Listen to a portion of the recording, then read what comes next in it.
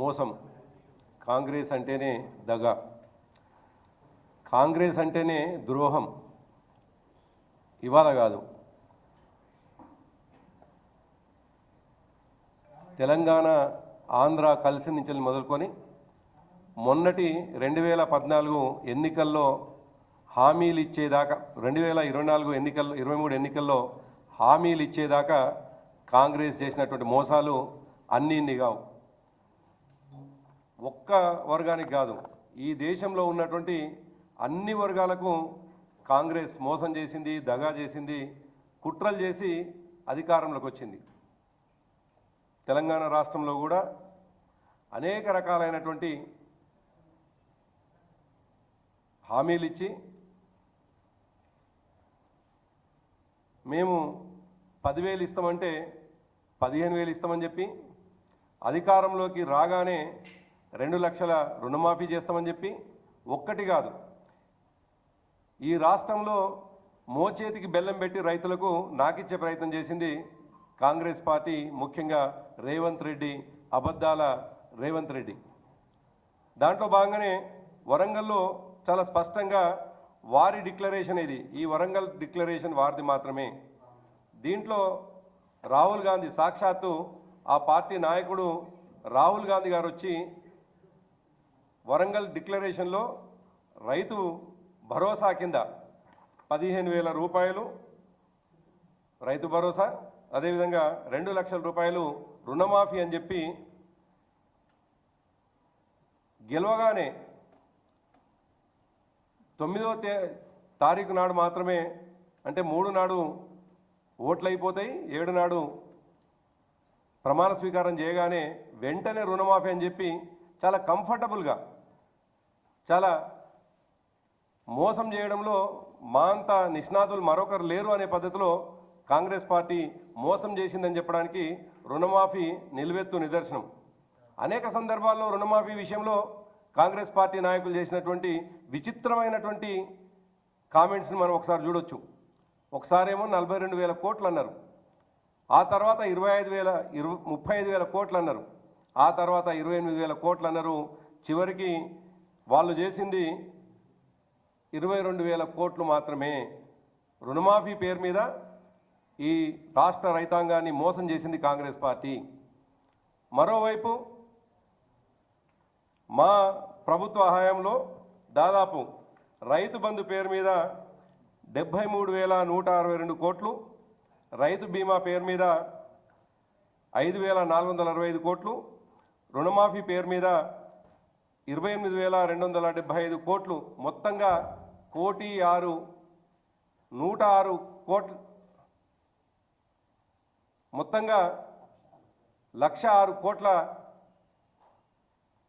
10 సంవత్సరాల కాలంలో ఇస్తే, సంవత్సరంలో వీళ్ళు ఇవ్వాల్సినటువంటిది, సంవత్సరంలో మేము సంవత్సరం దాకా నిజంగా కూడా ఈ ప్రభుత్వాన్ని ఏం మాట్లాడినటువంటి వాళ్ళం కాదు. ఈ ప్రభుత్వం పైన వ్యతిరేకంగా ఏ ఒక్క సందర్భంలో కూడా వాళ్ళు చేస్తారు అని ఎదురు చూసినటువంటి వాళ్ళం, 100 రోజుల హామీని ఎదురు చూసినటువంటి వాళ్ళం. కానీ ఇవాళ దాదాపుగా 400 రోజులు దగ్గరికి వస్తూ ఉన్నది. ఈ సందర్భంలో మేము అడుగుతా ఉన్న వాళ్ళని, నిన్న గ్రామ సభల్లో వాళ్ళు చెప్పినటువంటి మాటనే ముఖ్యమంత్రి నిన్న ఎక్కడో సభలో అంతకుముందు చెప్పినటువంటి మాటేమో, దాదాపుగా ప్రతి ఒక్క రైతుకు 26 జనవరి నుండి ప్రతి ఒక్క రైతు ఖాతాలో పడతాయని చెప్పినటువంటి ముఖ్యమంత్రి నిన్న సాక్షాత్తు ఆయన నియోజకవర్గంలో ఆయన చెప్పినటువంటి మాట, మార్చి చివరి నాటికి కూడా పడుతూనే ఉంటాయని చెప్పేసి మాట్లాడినాడు. ఇంకోవైపు ఏమో గ్రామ సభలు నిర్వహించి మండలానికి ఒక గ్రామం మాత్రమే నోడల్ గ్రామంగా తీసుకొని దాంట్లో శాచురేషన్ పద్ధతిలో చేస్తామని చెప్పేసి నిన్న ప్రకటించారు.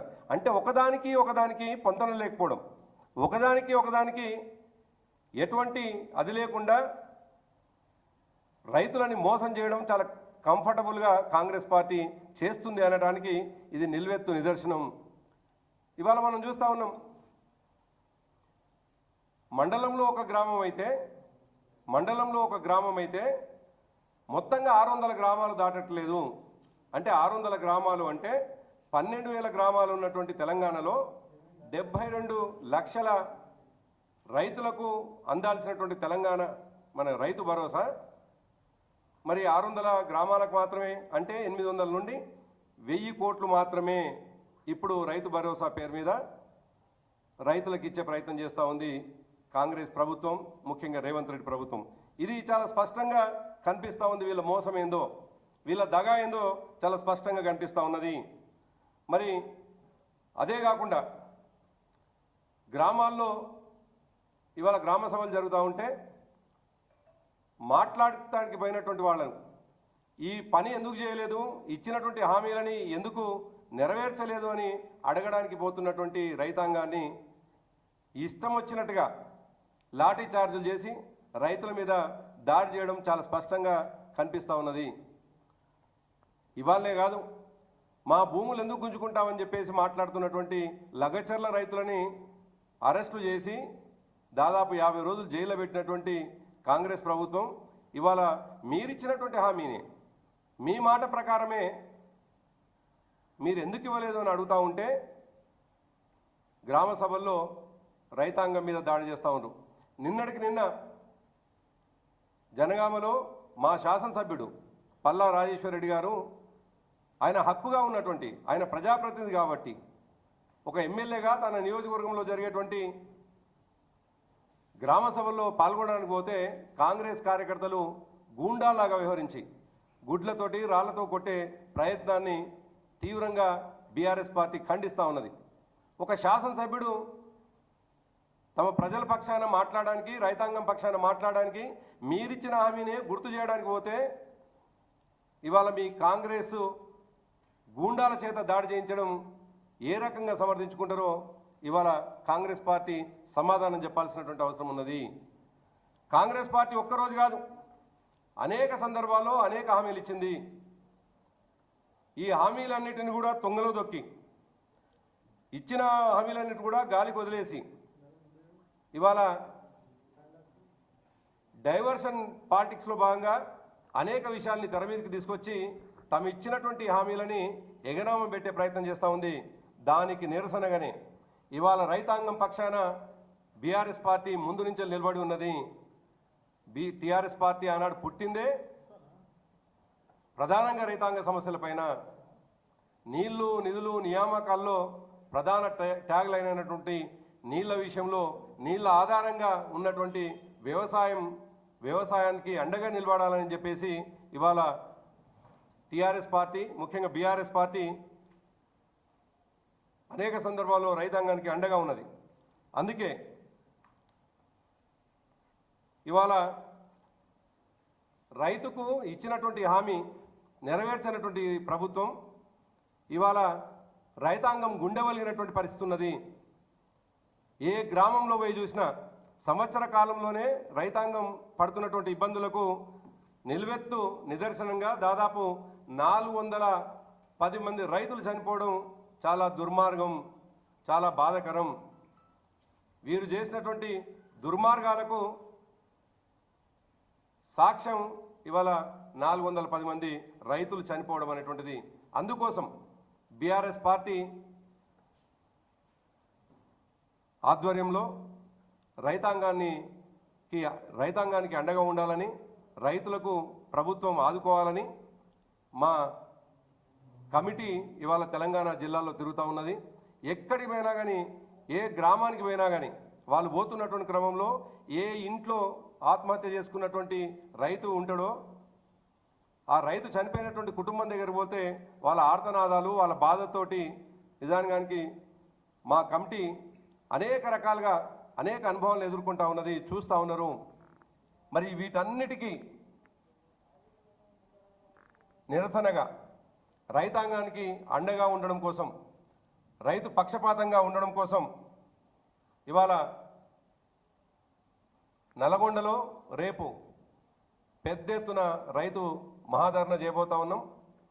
నల్గొండ రైతాంగం అంతా కూడా ఆ మహాధరణకు కదిలి రావాల్సిందిగా మేము విజ్ఞప్తి చేస్తూ ఉన్నాం.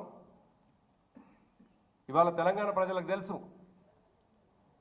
తెలంగాణ రైతాంగానికి బీఆర్ఎస్ పార్టీ ఏ పద్ధతిలో అండగా ఉంటూ వస్తున్నదో అందుకోసమే ఇవాళ తెలంగాణ పల్లెల్లో బీఆర్ఎస్ పార్టీ అంటేనే భారత రైతు సమితిగా పిలుస్తున్నటువంటి పరిస్థితి మనం చూస్తూ ఉన్నాం.